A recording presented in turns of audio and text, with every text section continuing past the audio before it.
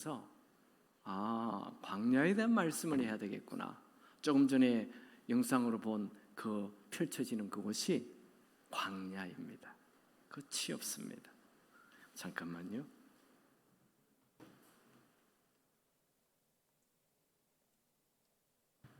그래서 오늘의 설교 제목은 광야로 초대라는 제목으로 말씀을 나누겠습니다. 광야는 구약 성경에만 270번 나오는 단어이고 신약에는 35번 나옵니다. 히브리어는 미드바르라는 단어이고 헬라어는 에레모스라는 단어입니다. 이 말의 뜻은 광야, 사막, 거친 곳, 불모지, 한적한 곳, 이런 뜻을 가지고 있습니다. 특별히 이스라엘의 땅은 50%가 다 광야입니다. 왜 하나님은 광야를 만들어 놓으셨나요? 우리 인생에 광야가 꼭 필요하기 때문입니다.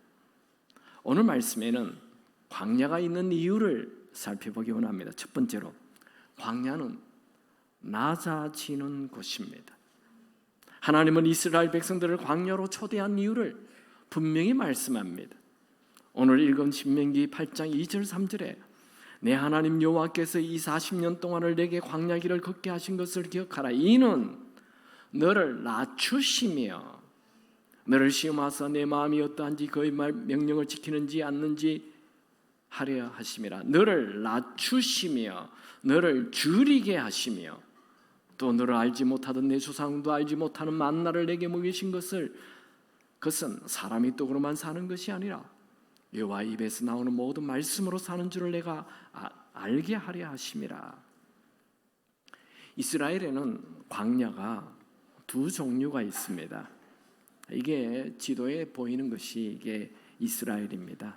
이게 단에서부터 브엘세바까지. 이스라엘의 나라는 이 길이가 약 560km 정도 됩니다. 우리 서울 부산이 430km잖아요. 그러니까 서울 부산보다 조금 더 길어요. 그리고 이 동서의 길이는 96km 정도 됩니다. 우리 한국이 동서의 길이가 200km 정도 되는데 96km니까 한 반 정도 돼요. 그러니까 이스라엘은 우리 한국의 반 정도 되는 나라입니다. 그런데 이 나라에 광야가 반이에요. 이게 하얗게 보이는 곳, 이런 게 다 광야이고요. 특별히 여기 이런 것을 유대의 광야라 그래요. 그리고 이 밑에 엥게디 밑으로는 사해 바다가 있는 곳, 이 밑으로는 이제 아라바 사막이라고 얘기합니다. 이스라엘 백성들이 간 곳은 이 아라바 사막 이 밑으로 40년 동안 다닌 거예요. 이 광야는 씨를 뿌릴 수 있는 곳도 아니고 곡식도 없어요. 사람도 살 수 없고 동물도 살 수 없는 그런 곳입니다. 마실 물도 물론 없습니다. 근데 신명기 오늘 8장 2절 3절에 하나님께서 이스라엘 백성들을 40년 동안 이 광야에 있게 한 이유 두 번이나 낮아지게 하려 함이라. 낮아지게 하려 함이라. 이스라엘 백성들이 광야를 통과하여 가나안 땅 입구에 왔죠. 이제 가나안 땅에 들어가면 되는데 모세가 12명의 정탐꾼을 보내어서 먼저 보고 오라고 얘기하였죠. 10명의 보고는 부정적인 보고를 합니다. 그곳에 사람들이 힘이 얼마나 세고 성도 얼마나 견고하고 키가 큰지 우리는 스스로 보기에도 메뚜기 같다 하며 이렇게 부정적인 보고를 하고, 여호수아 갈렙은 아니라 하나님이 우리와 함께 하시면 그 땅을 차지할 것이다. 하나님이 주신다 하였지 않느냐 이렇게 말하였는데, 이상하게도 이스라엘 백성들은 부정적인 보고를 팍 붙잡습니다. 이 부정적인 사람은 부정적인 얘기를 굉장히 좋아합니다. 믿음의 말, 긍정의 말, 하나님 말씀, 이건 내 상식에 맞지 않다는 거죠. 그래서 그들이 부정적인 것을 딱 붙잡고 불평불만을 쏟아냅니다. 그러자 하나님께서 그들을 광야로 몰아버렸어요. 왜요? 마음을 낮추기 위하여. 왜 광야로 넣었다고요? 낮추게 하기 위하여, 낮게 하려고. 여러분, 우리 인생의 모든 문제는 이 교만입니다. 교만하면 불평불만이 나와요. 교만하면 주위 사람과의 관계를 다 깨어버려요. 교만하면 자기 생각이 전부예요. 고집스러운 사람이 됩니다. 누구의 말도 듣지 않습니다. 그럴 때 하나님이 그 하나님의 음성을 듣게 하는 방법이 뭐냐? 광야로 보내는 거예요. 다시 3절에 읽어보면 너를 낮추시며 너를 줄이게 하시며 또 너도 알지 못하는 내 조상들도 알지 못하는 만나를 내게 먹이신 것은 사람이 떡으로만 사는 것이 아니요 여호와 입에서 나오는 모든 말씀으로 사는 줄을 네가 알게 하려 하심이라. 여러분, 우리는 잊지 말아야 합니다. 해가 뜨는 것 하나님의 은혜입니다. 바람 부는 것 하나님의 은혜입니다. 비가 오는 것 하나님의 은혜입니다. 물이 있는 것 하나님의 은혜입니다. 내가 호흡하는 것 하나님의 은혜입니다. 내가 지금 살아 움직이는 것 하나님의 은혜입니다. 그런데 우리는 착각하고 내 힘으로 산다, 내 실력으로 산다, 내 능력으로 산다, 내 돈으로 산다 착각하고 있습니다. 아닙니다. 오늘 살아 존재하는 것 하나님의 절대적인 은혜인 것입니다. 우리는 하나님의 은혜 아니면 하루도 살 수 없습니다. 광야가 그런 것이에요. 광야는 하나님의 은혜 아니면 단 하루도 머물 수 없는 것이 광야입니다. 광야에는 세상 소리 다 사라집니다. 모든 소리가 다 사라져요. 하나님의 음성만 들리는 것입니다. 낮아진 자에게는 하나님의 음성이 들립니다. 누군가 물었습니다. 목사님, 어떻게 하면 하나님의 음성을 들을 수 있나요? 네, 낮아지면 하나님의 음성 들립니다. 세상 욕심 버리면 하나님의 음성 들립니다. 교만 버리면 하나님의 음성 들립니다. 하나님이 쓰시는 사람들은 모두 다 광야로 초대받았습니다. 모세는 애굽의 왕자로 40년 동안 살았죠. 그가 어느 날 자기가 히브리 노예임을 알았습니다. 그는 자신의 종족 히브리인들을 괴롭히는 애굽 사람을 죽여버리고 미디안 광야로 도망갔습니다. 물론 자기가 살인을 해서 도망자가 되어 도망을 갔지만 그 뒷면에는 하나님께서 그를 광야로 부르신 것입니다. 모세는 광야에서 교만을 버리고 낮아졌습니다. 하루 낮아진 것이 아닙니다. 10년 낮아진 것이 아닙니다. 30년, 40년 낮아졌습니다. 그는 애굽 왕자의 유명의 옷을 벗어버리고 무명의 옷을 입었습니다. 그에게는 이제 세상 욕심도 없고 불평도 없고 지극히 낮아졌습니다. 그때 광야 서쪽에 있는 호렙산 그곳에서 하나님의 음성이 들립니다. 모세가 그의 장인 미디안 제사장 이드로의 양떼를 치더니 그 떼를 광야 서쪽으로 인도하여 하나님의 산 호렙의 이름에 4절 하나님이 떨기나무 가운데서 그를 불러 이르시되 모세야 모세야 하시매 그가 이르되 내가 여기 있나이다. 모세는 미디안 광야 40년 만에 하나님의 음성을 듣고 이스라엘 백성들을 출애굽시키는 위대한 인생을 살았습니다. 그가 광야에 있었기에 하나님의 음성이 들렸던 것입니다. 두 번째 사람 다윗은 베들레헴에 태어나서 유대 광야에서 목동으로 자랐습니다. 다윗은 골리앗을 죽이고 사울 왕을 피해 도망 다닐 때 유대 광야보다도 훨씬 더 그 깊은 광야 사해 바다 근처에 엔게디 속에 숨어 있었습니다. 사해 바다는 이 세상에 가장 낮은 곳입니다. 사해 바다 해발 400m까지 내려갑니다. 이 세상이 가장 낮은 곳에 그곳에서 다윗이 숨어 지냈습니다. 무려 10년이 넘도록 그것은 하나님이 그를 낮아짐으로 내려가게 하고 영적으로 훈련시키는 것입니다. 그곳에서 하나님의 음성을 듣게 됩니다. 여러분, 광야에 있다 해서 하나님이 우리를 버리신 것 아닙니다. 오히려 광야는 더 하나님과 가까워지는 장소입니다. 광야는 내 세상의 욕망을 버리고 하나님의 비전을 든든히 붙잡는 장소입니다. 시편의 대부분은 다윗이 광야에서 쓴 시들입니다. 다윗은 광야에서 하나님의 음성을 들었고 노래를 불렀습니다. 시편은 다 노래입니다.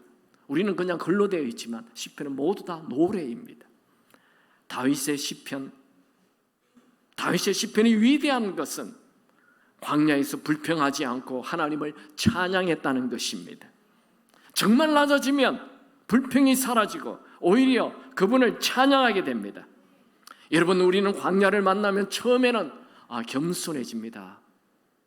내가 하나님을 붙잡아야지, 기도해야지, 이렇게 돼요. 큰 병에 걸려보세요. 사람이 겸손해집니다. 그리고 안 하던 기도도 하게 됩니다. 그런데 그 시간이 길어지면 그 겸손이 불평이 시작됩니다. 원망이 나옵니다. 아니, 내가 뭘 잘못했다고 이렇게까지 아프시게 하냐 하며, 하나님 진짜 살아계신가 하며 하나님에 대한 의심이 생깁니다. 그런데 더 낮아지면, 완전히 낮아지면 그 불평이 감사로 바뀝니다.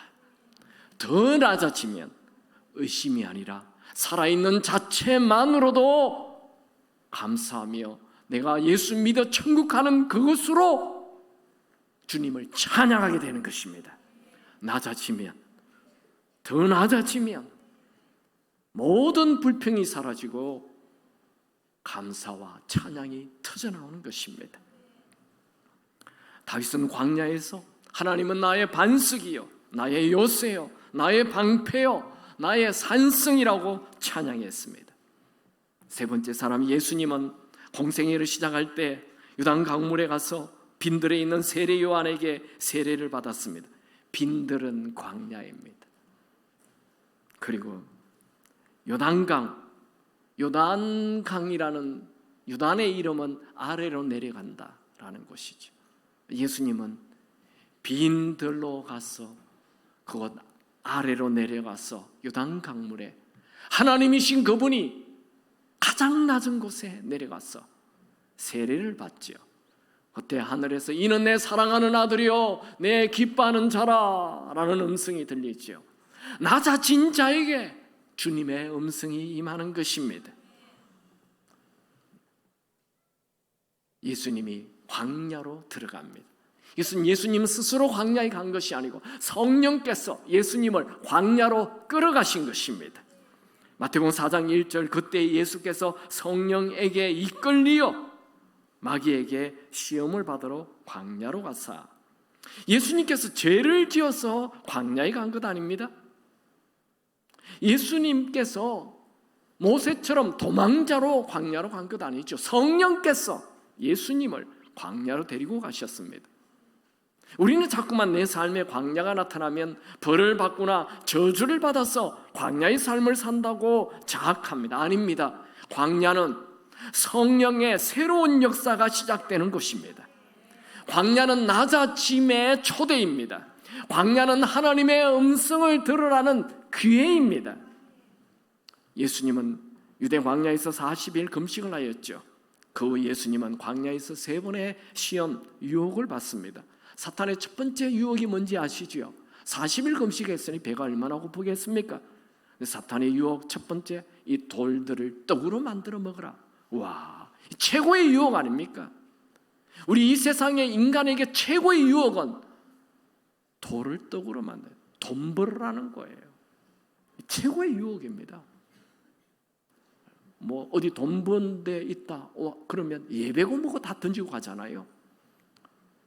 우리 세일 모임 해야 되는데 저기 어디에서 돈 버는 일이 있다, 그걸로 가버리잖아요. 이 돈은 어마어마한 유혹입니다. 그때 예수님이 하신 말 기억납니까? 예수께서 대답하여 이르시되 기록되었으되 사람이 떡으로만 살 것이 아니요 하나님의 입으로 나오는 말씀으로 살 것이라 하였느니라. 이 말 우리가 오늘 읽었던 본문이잖아요. 구약의 신명기 8장 2절에 나오는 말씀이잖아요. 2절 3절에. 여러분, 광야로 초대받은 이유는 하나님의 말씀으로만 사는 것을 알게 하기 위함입니다. 여러분의 삶이 지금 광야에 들어와 있습니까? 세상 욕심, 세상 미련 내려놓고 낮아지기 바랍니다. 인생의 모든 문제는 낮아지면 해결됩니다. 여러분, 부부 사이 갈등이 있습니까? 낮아지면 답이 있습니다. 부자 사이에 갈등이 있습니까? 낮아지면 답이 있습니다. 인간 관계에 갈등이 있습니까? 낮아지면 답이 있습니다. 어떤 문제를 만났습니까? 해결할 수 없는 문제 만났습니까? 낮아지면 하나님의 음성이 들려 그 문제 해결할 수 있습니다. 낮아져야 합니다. 낮아지면 하나님의 말씀이 들리고 하나님의 말씀이 전부가 됩니다. 하나님의 말씀이 전부가 되면 위대한 인생이 펼쳐지는 것입니다. 예수님에게는 하나님 말씀이 전부였습니다. 그래서 예수님은 위대한 인생을 사신 것입니다. 네 번째 사람 사도 바울, 그는 성공 신화를 위해 살았습니다. 그는 유대인으로 태어나서 공부를 열심히 하여 유대인들이 모두 흠모하는 바라보는 바리새인이 되었습니다. 그러나 그가 바리새인이 됨으로 끝나는 것이 아니었습니다. 바리새인이 되어도 더 큰 세상 성공 신화를 위하여 살았습니다. 그는 지식도 가졌고 유명도 가졌고 부유함도 가졌습니다. 그러나 그의 마음에 공허함이 가득하였습니다. 그는 바리새인이라는 종교인으로 무장한 위선 덩어리였습니다. 그는 교만이 가득하여 아무리 많은 사람들이 예수님에 대한 말씀을 하여도 그 말씀이 들리지 않았습니다. 오히려 예수님에 대한 말씀을 하는 자들을 죽이는 데 앞장섰습니다. 그가 예수 믿는 자들을 체포하기 위하여 다메섹 근처에 갔을 때 하나님의 음성이 들렸습니다. 그 다메섹 근처가 또 광야입니다. 광야에 하나님 음성이 있습니다. 그가 예수님을 만나죠. 사울아 사울아 주여 니시오니까 나는 네가 핍박하는 예수라. 갑자기 맹인이 되고 맙니다. 그리고 말에서 떨어집니다. 낮아졌습니다. 금식을 합니다. 금식을 한다는 이 자체가 낮아지는 것이죠. 그는 예수님이 살아 계시는 것을 알았습니다. 그는 곧바로 예수님의 사도들을 만나기 위하여 예루살렘으로 가지 않고 모든 것을 버리고 아라비아 광야로 들어갔습니다. 갈라디아서 1장 17절, 또 나보다 먼저 사도된 자들을 만나려고 예루살렘으로 가지 아니하고 아라비아로 갔다가 다시 다메섹으로 돌아갔노라. 이게 아라비아가 아라바 사막 그 밑에 있는 장소를 아라비아 사막이라고 말합니다. 사울은 그 사막에서 하나님의 음성을 들었습니다. 바리새인인 이 사울을 진정 사도 바울로 바꾼 것은 바로 아라비아 광야로 내려가서 낮아져서 하나님의 음성을 들었기 때문입니다. 사도 바울은 아라비아 광야에서 2년 3년의 세월을 보내고 오직 예수를 믿음으로만 구원을 얻는다는 진리를 깨닫고 알게 되었고 그 진리를 전파하기 시작하였습니다. 평범한 사울, 이 세상 성공만을 위하여 살았던 이 평범한 사울이 위대한 사도 바울로 바뀌게 된 것은 아라비아 광야로 가서 낮아졌기 때문입니다. 낮아진 자 하나님의 음성을 듣습니다. 그는 그곳에서 세상 자랑, 세상 성공, 세상 유명 다 배설물로 버리고 오로지 주님 한 분만으로 만족하는 자가 되었습니다. 제가 이번 성지순례에 가서 그 유대 광야에 좀 앉아 있었어요. 물론 짧은 시간이지만 광야는 외로운 장소이고 불편한 장소이고 아무것도 없는 장소이지만 조용한 장소이고 평안이 있는 장소였습니다. 그래서 제가 우리 아내에게 여보, 나 이곳에서 하룻밤 자고 가고 싶다. 그랬더니 이 광야에서 당신 혼자 어떻게 하룻밤을 잔다는 건요? 절대 안 된다고. 그래서 다음에는 혼자 가기로 했어요. 우리 옆에 두 장로님 모시고 있으면 되지 않나? 아니 장로님은 무슨 죄냐고. 혼자 와야 되겠구나. 광야, 다음에 제가 이스라엘 광야 가자면 같이 가시기 바랍니다. 광야에서 잘 분들. 광야는 낮아짐의 초대입니다. 광야는 하나님의 음성을 듣는 초대입니다. 여러분, 광야라는 말은 히브리어로 미드바르라는 두 단어의 합성어입니다. 미는 장수를 얘기하고 드바르는 말씀이라는 뜻입니다. 그러니까 광야의 뜻은 말씀 듣는 곳입니다. 요즘 여러분의 삶이 광야입니까? 모든 사람이 떠났습니까? 외롭습니까? 재정이 없습니까? 돈이 없습니까? 불편합니까? 힘이 듭니까? 질병이 생겼습니까? 몸이 아프십니까? 그게 광야입니다. 광야가 나타났을 때 불안해하지 마십시오. 두려워하지 마십시오. 먼저 모든 욕심을 내려놓고 낮아지기 바랍니다. 낮아지면 그곳에 음성이 있습니다. 하나님의 음성이 있습니다. 하나님의 음성이 바로 축복입니다. 여러분, 요즘 말씀이 달고 주일 예배가 기다려집니까? 몇 분 안 되군요. 네, 주일 예배가 기다려지고 말씀이 있는 게 너무 꿀처럼 달고, 그분은 이미 광야를 통과한 것입니다. 나는 주일 예배, 또 주일 교회에 가야 되냐? 광야가 펼쳐질 것입니다. 네, 하나님은 여러분을 낮추십니다. 낮아지지 아니하면 말씀이 들리지 않습니다. 여러분, 말씀이 요즘 꿀처럼 달다. 큰 은혜가 이미 임한 것입니다. 하나님은 낮아진 자에게 은혜를 부어주십니다. 겸손한 자에게 은혜 부어주십니다. 야고보서 4장 6절, 하나님이 교만한 자를 물리치시고 겸손한 자에게 은혜를 주신다 하였느니라. 은혜 중에 최고의 은혜는 말씀이 들리는 거예요. 말씀이 꿀보다 단 거예요. 겸손히 하나님 가까이 가면 하나님께서 우리를 외면하지 않으시고 우리 가까이 다가오십니다. 야고보서 4장 8절, 하나님을 가까이 하라. 그리하면 너희를 가까이 하시리라. 광야는 낮아짐의 초대입니다. 낮아지는 곳에 은혜 있고 낮아지는 곳에 하나님의 음성 있습니다. 두 번째, 광야는 뭡니까? 광야는 목이 마른 곳입니다. 광야는 뜨거운 태양빛이 내리는 곳이죠. 그래서 땅들도 물이 없어 바짝 쩍쩍 갈라지고 나무도 풀도 다 말라 죽어버리는 곳입니다. 출애굽한 이스라엘 백성들은 홍해를 지나 광야로 들어갔습니다. 출애굽 15장에 보면 이스라엘 백성들이 출애굽하여 홍해를 건너고 사흘 길을 걸었지만 물이 없어 목말라 하다가 마라라는 곳에 도착했는데, 그곳에 물이 쓴물이어서 먹지 못하게 되자 처음으로 모세에게 불평불만을 합니다. 왜 그들이 불평불만했죠? 물이 쓴물이었어, 목이 말랐어 불평한 것입니다.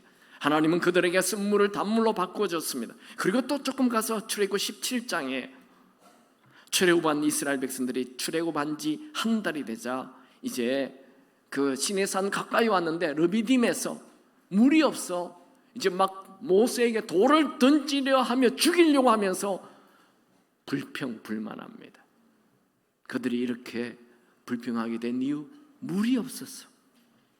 제가 읽어볼까요? 출애굽기 17장 3절 4절. 거기서 백성이 목이 말라 물을 찾으매 그들이 모세에 대하여 원망하여 이르되 당신이 어찌하여 우리를 애굽에서 인도하여 내어서 우리와 우리 자녀와 우리 가축이 목말라 죽게 하느냐. 모세가 여호와께 부르짖어 이르되 내가 이 백성에게 어떻게 하리까. 모세가 하나님에게 부르짖어요. 목숨을 걸고 기도합니다. 백성들이 돌로 쳐 죽이려고 합니다. 하나님 도와주십시오. 그때 하나님께서 반석을 치라. 반석을 쳤더니 물이 쏟아져 나오는데 그 물이 그냥 한 사람 목을 죽이는 것이 아니고 10명의 목을 죽이는 것이 아니고 이 200만 명의 목을 다 죽이는 그런 어마어마한 생수가 터져 나왔습니다. 여러분, 우리 하나님은 목마른 자가 부르짖을 때 들으시고 생수를 부어주시는 분이십니다. 광야에서, 사막에서 생수가 터지는 것은 기적 중의 기적, 축복 중의 축복입니다. 여러분, 지금 마실 물이 없습니까? 지금 목마르십니까? 다른 곳에서 물을 찾지 말고 하나님에게 생수를 구하시기 바랍니다. 영적인 갈급함을 가지십시오. 곧 물이 쏟아져 나올 것입니다. 애굽을 떠나 홍해를 건너게 하신 하나님께서 마실 물을 주시지 않겠습니까? 여러분들이 세상에 살다가, 세상이라는 애굽에 살다가 이제 예수를 믿고 세례를 받고 홍해를 건너 이 땅을 사는데 생수를 주시지 않겠습니까? 하나님은 우리에게 생수를 부어주기를 원하시는 분이십니다. 우리 하나님은 사막에 강이 흐르게 하시는 분이시고 광야에 길을 내시는 분이죠. 이사야 43장 19절에 보라, 내가 새 일을 행하리니 이제 나타날 것이라. 너희가 그것을 알지 못하느냐. 반드시 내가 광야의 길을, 사막에 강을 내리니.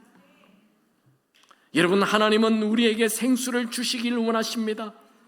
여러분, 생수를 마시려면 먼저 우리에게 영적인 목마름이 필요합니다. 이 목마름은 간절함이죠. 여러분, 제가 어릴 때는 우리 교인들이 참 영적으로 목말랐어요. 주일 예배, 주일 오후 예배, 주일 저녁 예배, 수요 예배, 금요 예배, 새벽 예배, 예배가 얼마나 많았어요. 그 예배 때마다 다 참석하면서 은혜 받았어요. 그래도 부족했어요. 근데 요즘은 주일 아침 예배 딱 한 번만 드리고 끝냅니다. 그게 영적인 갈급함이 없다는 것입니다. 영적으로 미지근하다는 것입니다. 여러분, 영적 미지근함이라는 이 난치병에서 빠져나와야 합니다. 여러분, 세상 부유함은 영적인 갈급함을 잊어버리게 합니다. 어린아이들도 똑같아요. 사탕, 초콜릿, 아이스크림 많이 먹으면 밥 안 먹습니다. 주식을 먹지 않아요. 여러분, 아이들 건강하게 키우려면 노 초콜릿, 노 아이스크림, 노 껌, 노 과자 다 없애버려요. 우리 새 아이는 어릴 때 그런 거 안 먹였어요. 또 아이들님 충격받을라. 어쨌든 주식을 먹어야지 간식으로 배 채우면 안 돼요. 우리 어른들도 그런 분이 있어요. 물을 먹지 않아요. 음료수만 먹고 커피만 마셔. 그럼 병이 나는 겁니다. 물을 먹어야 돼요. 여러분, 세상의 부유함을 마음에 채우지 마시고 생수, 성령의 생수를 마음에 채우시기 바랍니다. 이스라엘 땅은 건조한 팔레스틴 땅으로 물이 귀한 곳입니다. 구약에는 건물을 지으면 반드시 제일 먼저 물 저장고를 만듭니다. 비 한 방울도 낭비하지 않는 거죠. 이스라엘 사람들에게는 비는 축복입니다. 은혜입니다. 이스라엘 사람들이 12살 이상이 되면 반드시 예루살렘에 가서 유월절을 지키게 되어 있어요. 근데 그들이 유월절을 지킬 때 갈릴리에서 유월절을 지키려고 예루살렘으로 오려면 반드시 유대 광야를 통과해야 됩니다. 그러니까 성전에 가려면 유대 광야를 통과해야 되는 거예요. 유대 광야에서 목마름을 가지고 성전에 오라는 것입니다. 영적인 갈급함을 가지고 성전에 오라는 것입니다. 예수님은 목마른 자들에게 이렇게 말씀하셨죠. 요한복음 7장 37절에 39절 다 같이 한번 읽을까요? 시작. 명절 끝날 곧 큰 날에 예수께서 서서 외쳐 이르시되 누구든지 목마르거든 내게로 와서 마시라. 나를 믿는 자는 성경의 이름과 같이 그 배에서 생수의 강이 흘러나오리라 하시니 이는 그를 믿는 자들이 받을 성령을 가리켜 말씀하신 것이라. 여러분, 누가 물을 마십니까? 누가 물을 벌컥벌컥 마십니까? 누가? 목마른 사람. 목마른 사람은 엄마 물.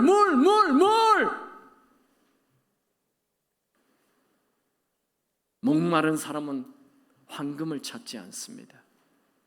광야는 황금이 필요 없습니다. 집채 많은 황금을 던져서라도 물 한 컵을 구하는 곳이 광야입니다. 여러분, 황금을 쫓지 말고 생수를 구하시기 바랍니다. 현대인들의 문제는 이 영적인 목마름이 없다는 것입니다. 안 됩니다. 목이 말라야 합니다. 말씀에 배가 고파야 합니다. 여러분, 우리에게는 영원히 목마르지 않는 생수가 필요합니다. 그 생수가 바로 성령입니다. 예수를 믿어도 성령의 생수가 없다면 불평, 불만이 가득하고 무엇을 해도 만족이 되지 않는 공허한, 허무한 인생이 됩니다. 교회 다녀도 성령을 모르는 사람은 모든 것이 불평이에요. 성령을 모르면 모든 것이 허무입니다. 예수님 말씀하셨죠. 누구든지 목마르거든 내게로 와서 마셔라. 목마른 자 오라는 것입니다. 예수님을 주인으로 모시면 내 배에서 생수가 솟아납니다. 여러분에게는 매일 생수가 솟아나게 되기 바랍니다. 그래서 기쁨이 넘치게 되기 바랍니다. 찬송이 터지게 되기 바랍니다. 여러분의 인생의 광야가 펼쳐졌습니까? 두려워하지 마십시오. 광야는 목마른 곳으로 부르시는 하나님의 초대입니다. 광야는 갈급함을 되찾는 곳입니다. 광야에서 다른 것 찾지 말고 영적인 목마름을 가지기 바랍니다. 세상 성공에 목말라 하지 마시고 그 대신 성령 하나님에 대한 목마름을 가져야 합니다. 그게 진짜 영적인 목마름이에요. 영적으로 목마른 자에게는 반드시 생수가 부어집니다. 하나님께서 여러분의 인생의 광야를 주신 이유, 생수를 주시기 위함입니다. 예수님 목마릅니다. 오셔서 채워주소서. 주님을 사모합니다. 오셔서 채워주소서. 성령의 불러. 오늘 이 예배 중에 성령의 임재가 있게 되기 바랍니다. 여러분의 마음이 텅 빈 목마름으로 가득 차면 성령의 생수가 부어질 것입니다. 여러분, 하나님은 우리를 광야로 초대하셔서 망하게 하시는 분이 아닙니다. 에스겔서 47장에 보면 에스겔이 바벨론 포로로 살다가 어느 날 환상을 보게 되죠. 성전에서 생수가 흘러나와서 이 발목을 채우고 허리를 채우고 나중에 목을 채우고 이제 건너지 못할 강이 되어서 이 강이 흘러 빈 들판을 다 살리고 죽어가는 나무를 살리고 심지어 죽은 사해 바다까지 다 살려내고 사해 바다 근처에 엔게디와 에니클라임의 마을이, 어부가 살 수 있는 마을이 생기고 그 나무들이 살아있고 심지어 나무의 잎사귀조차도 다 약재료가 되는 환상을 보았습니다. 이 에스겔의 환상은 성령의 생수가 죽은 땅을 살리는 것입니다. 성령의 생수는 죽은 나무를 살립니다. 성령의 생수는 열매 없는 삶에 열매가 넘치게 합니다. 성령의 생수는 죽은 가정에 생명을 주고 기쁨을 주고 찬송이 흘러넘치게 합니다. 성령의 생수는 모든 죽은 것이 살아납니다. 죽은 몸이 살아날 것입니다. 질병이 떠나갈 것입니다. 죽은 열정이 살아날 것입니다. 죽은 인간관계가 살아날 것입니다. 죽은 미래가 살아날 것입니다. 여러분, 성령의 생수를 구하십시오. 성령의 생수를 마십시오. 성령의 생수는 영원히 목마르지 않는 생수입니다. 이 성령의 생수가 흘러 모든 것을 회복케 하는 이것은 에스겔에게만 보여준 환상이 아닙니다. 이사야에게도 동일한 이 환상을 보여주십니다. 이사야 35장 1절 2절 광야와 메마른 땅이 기뻐하며 사막이 백합화같이 피어 즐거워하며 무성하게 피어 기쁜 노래로 즐거워하며 여호와의 영광 곧 우리 하나님의 아름다움을 보리로다. 광야와 메마른 땅이 회복되는 것은 성령의 생수가 흐를 때 일어나는 것입니다. 이사야 35장 5절 6절에 그때의 맹인의 눈이 밝을 것이며 못 듣는 사람의 귀가 열릴 것이며 그때에 저는 자는 사슴같이 뛸 것이며 말 못하는 자의 혀는 노래하리니 이는 광야에서 물이 솟겠고 사막에서 시내가 흐를 것이라. 말씀을 정리하겠습니다. 우리 아이패드를 좀 켜주시면 좋겠습니다. 광야로 초대. 오늘 말씀은 광야로 초대입니다. 여러분, 하나님은 우리를 광야로 초대하십니다. 이 광야는 미드바르,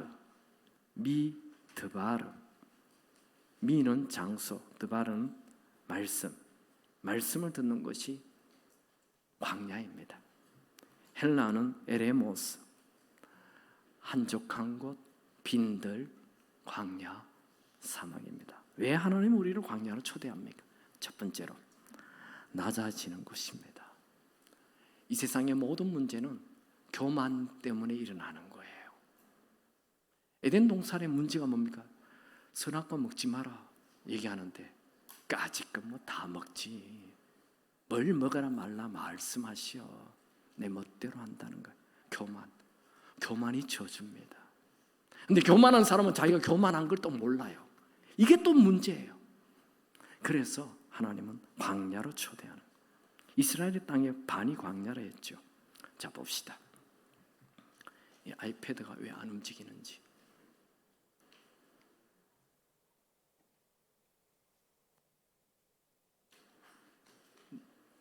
네, 한번 움직이게 해줘 보시기 바랍니다. 안 됩니까? 네. 자, 됐습니다. 이 광야는, 잠깐만요. 광야는 낮아지게 하는 거예요. 사람을 낮아지게 만듭니다. 광야는 낮아지게 합니다. 근데 이 교만한 사람이 광야를 통과하면 겸손해집니다. 불평불만이 많은 사람이 광야에 들어가면 감사가 됩니다. 살아있는 자체가 감사가 됩니다. 조그마한 광야는 그 사람을 계속 불평하게 해요. 군대 가보세요. 군대에서 처음에 이렇게 뭐 잘못한다 해서 뭐 앉았다 일어나 이러면 막 더 화가 나요. 막 불평이 더 나와요. 근데 이걸 한 100번 하면 생각이 달라져요. 이제는 막 그냥 감사가 나와요. 광야는 떼약빛이 얼마나 센지 1시간도 못 있어요.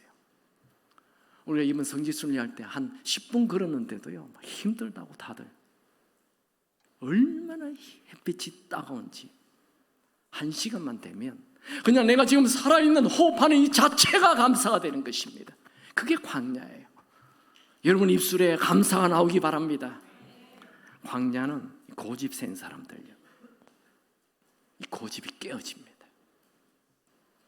누구의 얘기도 듣지 않아요. 그런데 광야에 가면 들리기 시작합니다. 여러분 설교가 들리기 바랍니다. 하나님의 음성이 들리기 바랍니다. 여기 우리 중고등학생들 부모의 얘기가 들리기 바랍니다. 안 듣잖아요. 잔소리라 그러잖아요. 그게 광야에 가야 돼요. 광야에 가면 들려요. 들립니다. 들려야 합니다. 광야로 초대? 광야의 초대는 결정적인 이 들으심이 답입니다. 이 듣는 것이 답입니다. 광야. 설교가 들릴 뿐만 아니라 성령의 음성이 들려야 합니다. 너 그 죄야, 안 돼. 너 교만해. 너 낮아져야 돼. 이런 음성이 들려야 돼요. 성령의 음성이 들려야 돼요. 성령 하나님 지금 살아계십니다. 지금도 말씀하십니다. 지금 예배 중에도 말씀하십니다. 너의 문제는 교만이야. 너의 문제는 듣지 않는 거야. 두 번째, 광야는 목이 마른 곳입니다. 광야는 하나님 외에는 살 수 없는 장소입니다. 물 한 방울이 귀한 곳입니다. 현대인들의 문제는 영적으로 목마르지 않는 것이죠. 목마른 자에게는 반드시 예수님께서 누구든지 목마르거든 내게로 와서 마시라. 나를 믿는 자는 그 배에서 생수의 강이 흘러넘쳐나리라. 예수님 말씀하셨습니다. 여러분, 목마르기만 하면 생수의 강은 솟아나는 것입니다. 광야가 주는 가장 큰 교훈은 아무리 황량한 광야라 할지라도 생수가 흐르기만 하면 광야가 옥토가 되고 황량한 땅에 열매가 가득하게 된다는 것입니다. 여러분, 먹어도 또 먹어도 또 목마르게 하는 수돗물만 먹고 살지 마시고 영원히 목마르지 않는 생수를 먹으시기 바랍니다. 광야는 생수가 터지는 곳입니다. 무디는 만 4살 때, 5살 때 아버지가 돌아가셔서 가난한 인생이 시작됩니다. 그래서 초등학교도 5학년밖에 나오지 않았어요. 무디의 인생은 광야로 초대받은 것입니다. 어릴 때 목마른 인생을 살았습니다. 그가 17살 때 삼촌이 하는 구두빵, 그 구두를 만드는 그 일을 하며 살았습니다. 그가 18살 때 그 교회 킴볼 목사 선생님이 그에게 복음을 전해줍니다. 그래서 예수님을 구세주로, 주인으로 모시고 성령 체험을 합니다. 그런 나는 18년 전에 태어난 것이 아니고 오늘 예수를 주인으로 모시고 내가 태어났다. 그런 고백을 하고 성령을 경험합니다.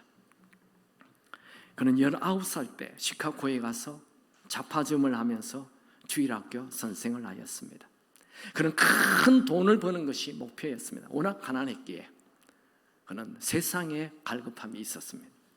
그런데 그가 다니는 교회가 34살 때 시카고 대화재로 다 불타버립니다. 그때 그는 하나님 앞에 엎드립니다. 간절히 기도합니다. 성령 충만에 대한 갈급함을 가지고 하루 종일 성령으로 충만하게 해달라고 기도하였습니다. 그러던 어느 날 뉴욕시에서 강력한 성령 체험을 하게 됩니다. 그 후 그는 성령에 이끌려 놀라운 인생을 살게 됩니다. 전 세계에 복음을 전하는 사람으로 살았고 가는 곳마다 회개운동을 일으켰고 그는 1억 명의 사람들에게 복음을 전하였고 자신이 직접 복음을 전한 사람이 75만 명이나 되었습니다. 그는 성령에 사로잡혀 영적인 거장이 되었습니다. 무능함과 비범함의 차이는 성령님에게 달려 있습니다. 내 힘으로 사는 이 무능한 크리스찬에서 벗어나 성령 하나님의 힘으로 사는 비범한 크리스찬이 되기를 축원합니다. 여러분, 우리 힘으로 사는 삶을 청산하고 성령의 능력으로 성령의 힘으로 사는 생수가 터져나오는 위대한 인생을 사시길 축원합니다. 우리 한번 같이 기도할까요? 하나님 아버지, 오늘 이 아침에 나에게 성령의 생수를 부어 주옵소서. 내 안에 있는 이 교만을 낮추게 하옵소서. 낮아지게 하옵소서. 더 낮아지게 하옵소서. 더 낮아지게 하옵소서. 모든 불평 불만이 사라지고 감사가 흘러나오게 하옵소서. 찬송이 터지게 하옵소서. 아버지, 문제는 내가 교만하였습니다. 아집 고집 이것을 깨어버리고 겸손히 주님의 음성을 듣는 낮아짐에 들어가게 하옵소서. 그리고 나에게는 생수가 필요합니다. 주님, 이 시간에 성령의 생수를 부어 주옵소서. 내가 영적으로 목마릅니다. 이 세상의 것으로 나를 만족시킬 수 없음을 압니다. 성령의 생수로 채워 주옵소서. 우리 한번 주여 외치고 기도하겠습니다. 주여! 오늘 이 시간